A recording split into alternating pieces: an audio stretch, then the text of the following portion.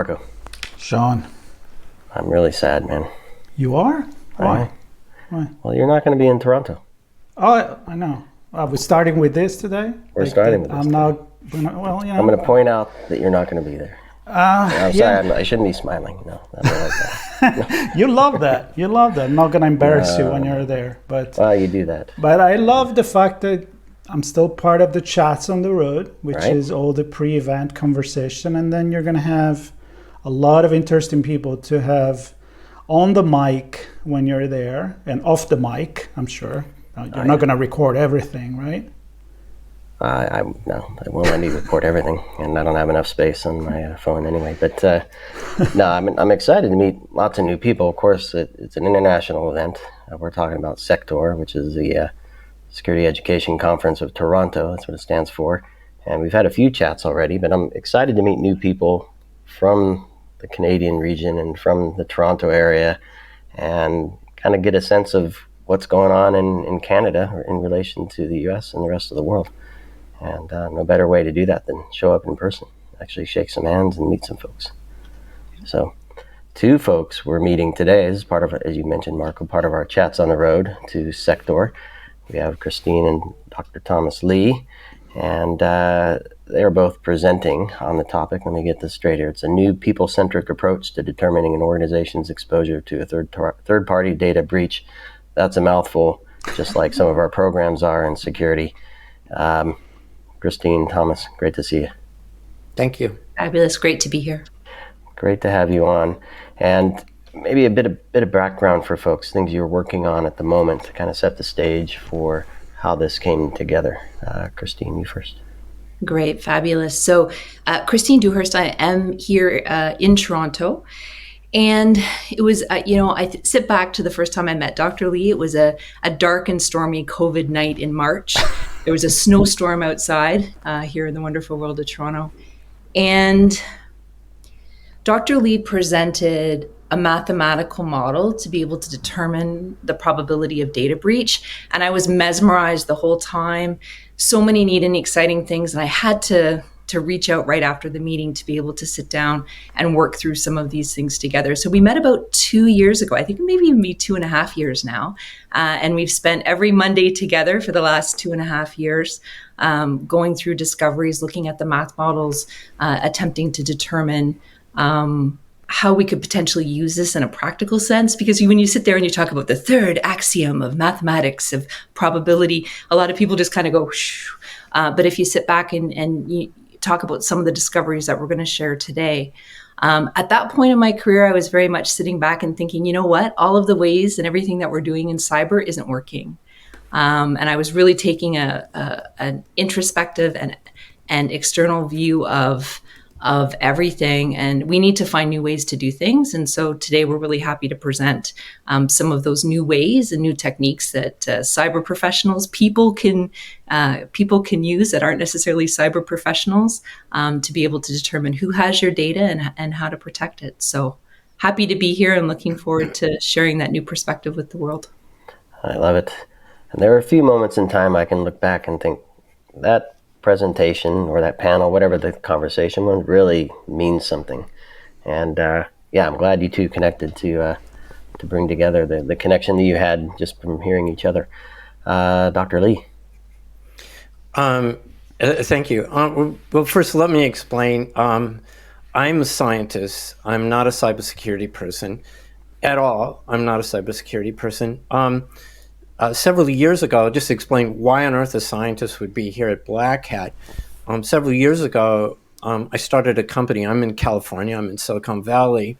And we thought I have a PhD in biophysics. So just silly me, I thought we could design an immune system for the computer. And we came up with some ideas and things. And people that I ran into said, oh, that's a really interesting idea, but it would be much more interesting if you could calculate risk. And it took us quite a few years, but we discovered we could. We developed a model for the cost of a data breach. We've presented that to the Federal Reserve. And then just several years ago, we discovered how to calculate probability for data breach. the reason I'm here is, and the reason Christine heard my talk, is we've been explaining what we've discovered through empirical regression modeling. And I emphasize that I'm not a cybersecurity person. I think because I'm a scientist, not a cybersecurity person, sort of we cracked the code in how to figure this out. We had to find something we could measure for all companies. And it turns out, as Christine says, staffing levels was the one thing that we could measure. So we figured out how to calculate probability, but that doesn't mean we figured out how to use this information. So sort of the wonderful thing, if it was 2.5 years ago, time flies, but it was running into Christine, who could teach me how something like this could actually be used. And I'd just like to correct her. She said nothing's been working. In fact, what we found is how effective cybersecurity people are. There's no question they're very effective. And the data breaches occur more often because simply companies haven't hired enough of these people. Where we're failing maybe is in managing third-party risk, and then working with Christine. That's our sort of our breakthrough, figuring out how to do this. And Christine's a cybersecurity expert, but she also has a degree in mathematics. In fact, she has a bachelor's in mathematics, which to me is very scary. It means while the rest of us were, I don't know, studying literature and stuff in college, she was pure math. And so that made it very easy for her to understand the modeling that I was presenting. I mean, she could just think in the statistics manner that we needed and how to apply this. So anyway, that's my introduction to me. I'm not a cybersecurity person, and I'm very interested in working with cybersecurity people to show how this model can be used, how this information can be used. And that's what our talk's about. I mean, getting into the talk itself. So, Sean, can I just say something? Of course. Yeah. It's interesting what you said, and it's interesting the title, because when I said, okay, we're going to talk with these two folks, they're going to present there, I'm thinking like from a sociological mind and people-oriented mind myself, to be like, oh, they got a solution where people are really at the center of the solution.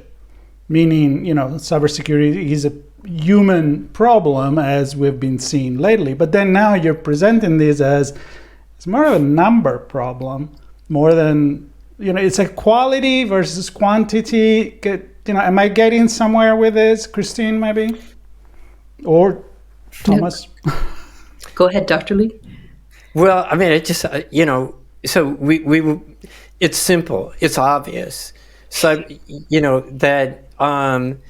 that people would make the difference, and that you need enough of them to get the job done right within your organization. It's that simple, and it's quite obvious.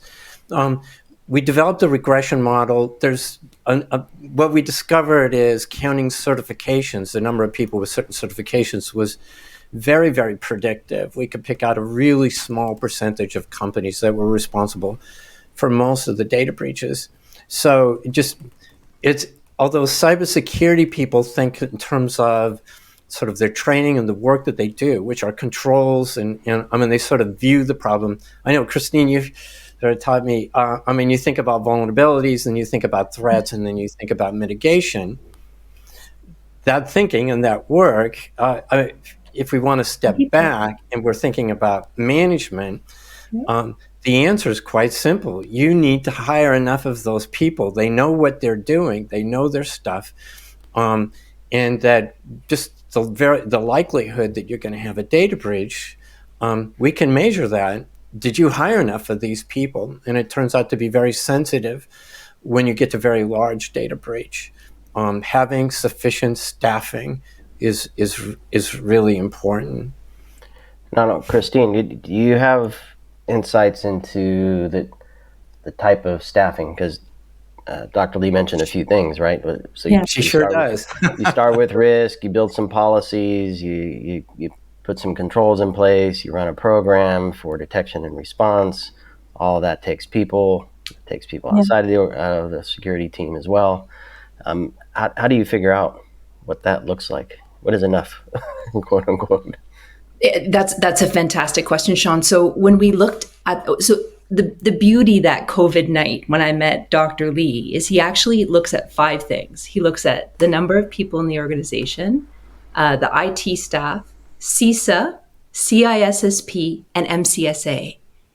And from that, he can, based on how much data you're sharing with that company, we can actually predict what the probability is of data breach. It's people-centric. So instead of sitting down and looking at a questionnaire of do you have AES 256, you're looking at do you have enough people within the organization to be able to fulfill the needs? Do you have a second line of defense with the CISSP? Do you have a CISA that leads your internal audit function? It's looking at those things and shifting up from the data and from the controls to be able to see, do I want to share my data with this company? So one of the items that we explore is if you sit back and a lot of companies right now are looking at translation services. So when you go on a call with somebody, you can actually hit the record and it'll do all of your minutes and it'll do everything. And Dr. Lee and I were in one session and they said, can we record you? And so Dr. Lee and I furiously went on LinkedIn to determine the CISAs and CISSPs and how many people worked in the organization. And within 5 minutes, we went, I don't think we want to do that because they don't have any CISAs or CISSPs in the organization. So they're collecting all of this data from all of these people all over the world. And how are they securing it if they don't have a third line and they don't have a second line and they don't have qualified people? So I said a lot there, but it's super exciting because it's a way that anybody can sit back and look at an organization and say, do I want to give them my SIN number? Do I want to give them my driver's license? Am I comfortable as a company who is the steward for my customers' data? Do I want to share their data? So I'll stop there. Dr. Lee wants to jump in. Yeah, I do want to jump in. And I'm sorry, Christine, we're not following our plan of what we were going to talk about. But that's okay. I mean, this is how our sessions went. That's by the way, roll. When we met, we years. But mostly it was her teaching me. But I think so. We did empirical regression modeling. Empirical means that we discovered what's predictive. So it's not based on theory. It wasn't based on an opinion. We tried, by the way, a lot of different kinds of certifications. We found simply counting the number of people with certifications is really predictive. So you asked what kind of people and so forth. One thing we found is that people with certifications were way more predictive. And so this teaches us one thing. It teaches us that these certification bodies, I'm not saying everybody, but generally every certification we tried was really predictive, and more so than simply counting people that say they work in cybersecurity. This is teaching us that these certifications are really important. What's ever going on, and I have my opinions, I think it's the ongoing training, just like this Black Hat conference. And people need to keep up with this ongoing training or they lose their cert.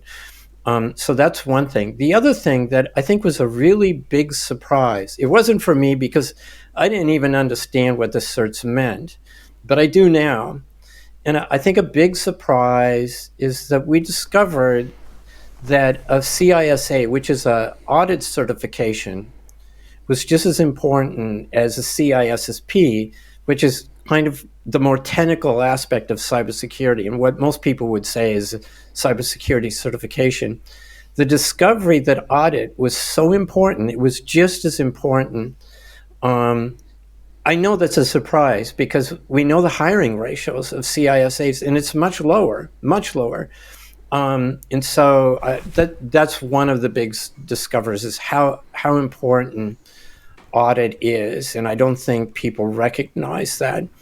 And then Christine taught me why all the things that audit does and the checking, the verification, and things really began to make sense at that point. So that's one take home. Another is she mentioned the MCSA. That is a Microsoft certification. It's now being replaced. Microsoft has new certifications, but why on earth this is not a cybersecurity certification? Why would that be important? And you've got to read a bit between the lines with empirical regression modeling. I think it suggests that training people in IT in the systems that they support, to the extent that they actually get certified, I think that's important. I think that's what the modeling is teaching us. And I've had some CISOs use this to encourage IT to get trained up in the systems that they support. If you've got AWS, if you're using it, maybe your team should be trained in AWS, certified in AWS.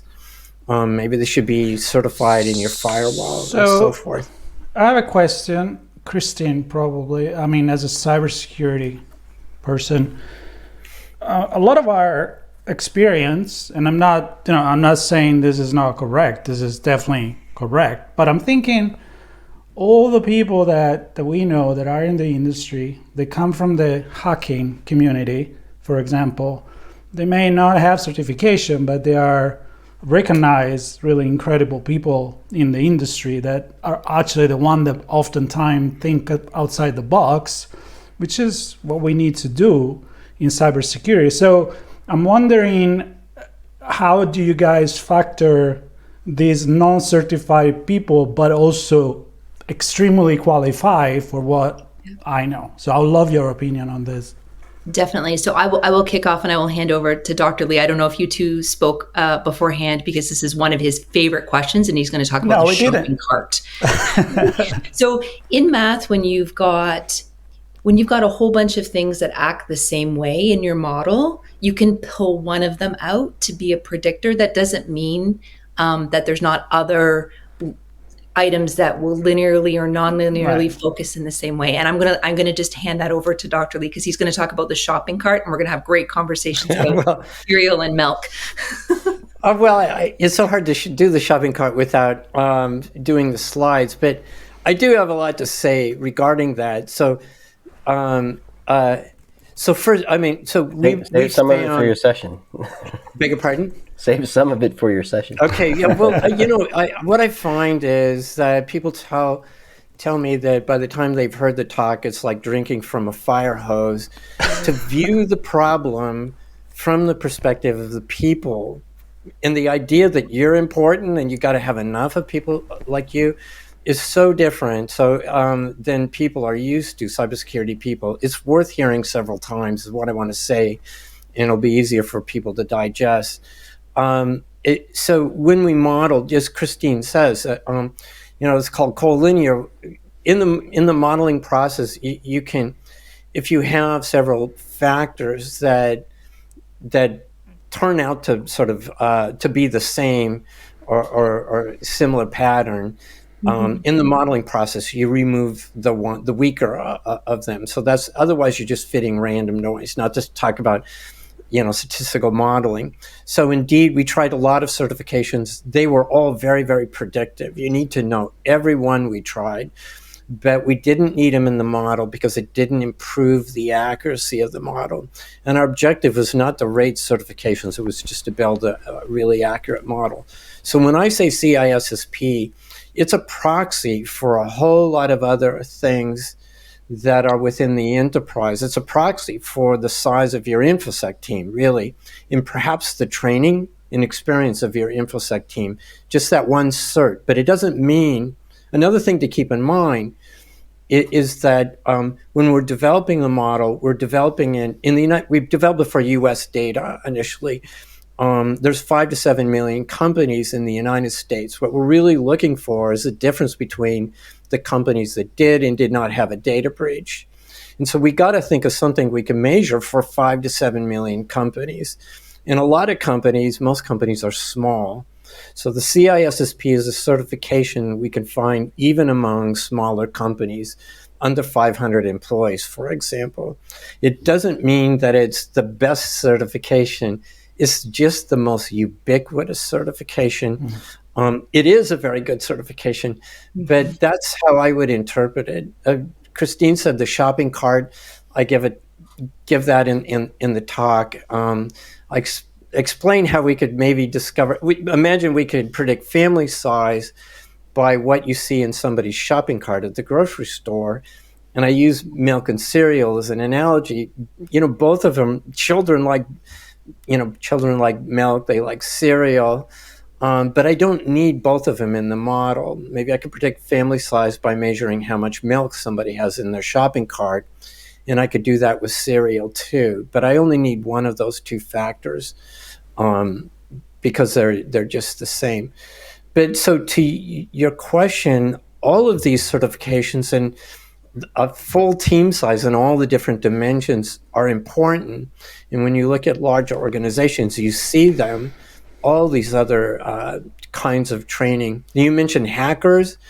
Here's the thing to think about is in the modeling, we had to be able to gather the data quickly without too much work. And there's lots of things that you could think of that would be really predictive, but it's just too hard to get that information for 5 to 7 million companies.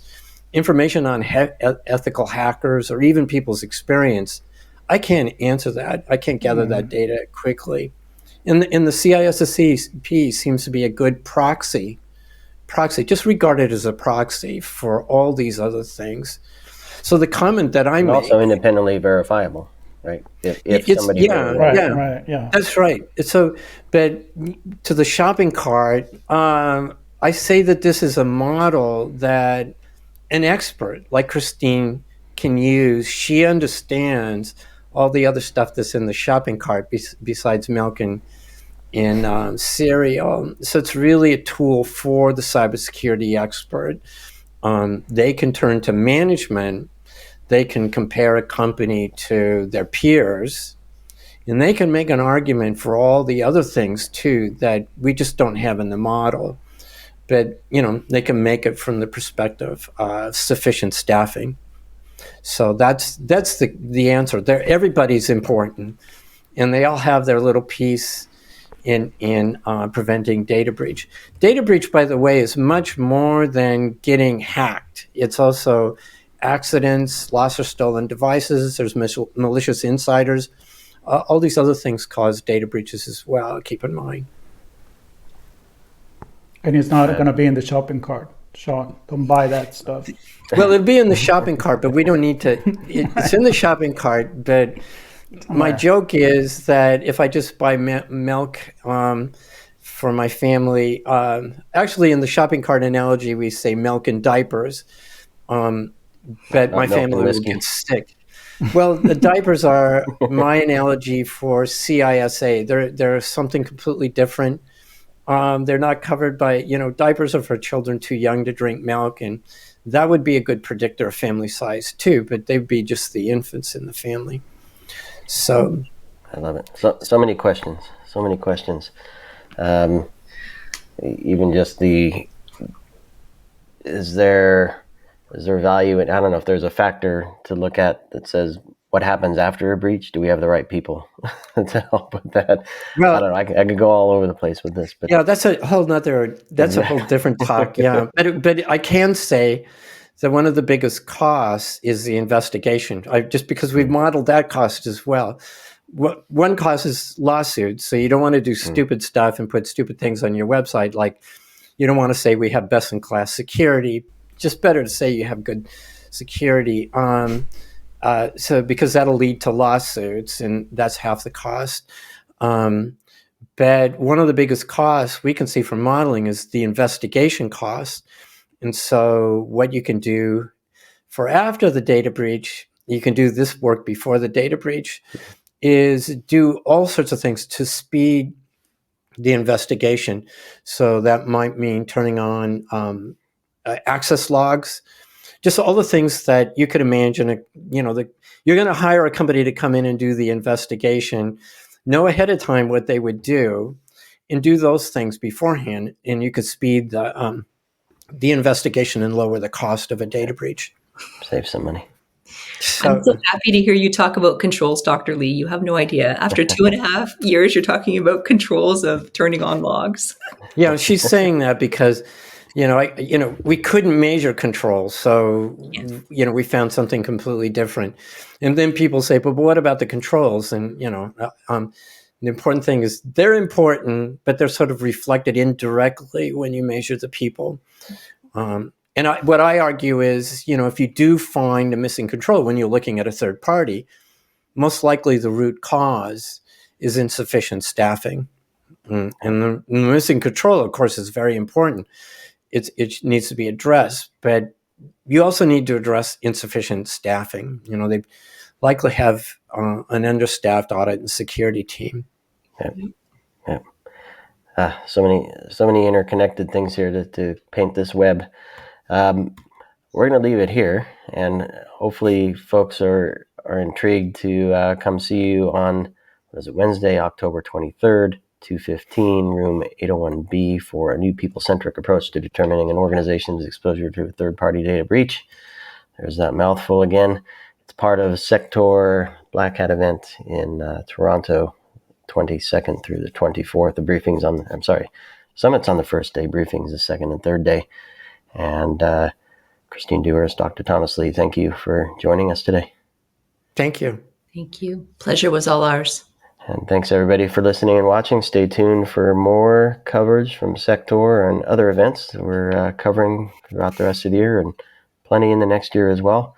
And please do subscribe, share with your friends and enemies, and do the math, trust the science. You're muted, Marco. Just like you're going to be when I'm in I was going to say it's all about the people. So the more people that subscribe, the more we're going to be having this conversation, the better it is. So, nice one. Sorry, I was muted. I should have done this before. You should. I think you've done a few of these. But anyway, thanks. Thank you, Marco, for being here. I'll miss you in Toronto, but we'll see you soon and see everybody else soon as well. Thanks all.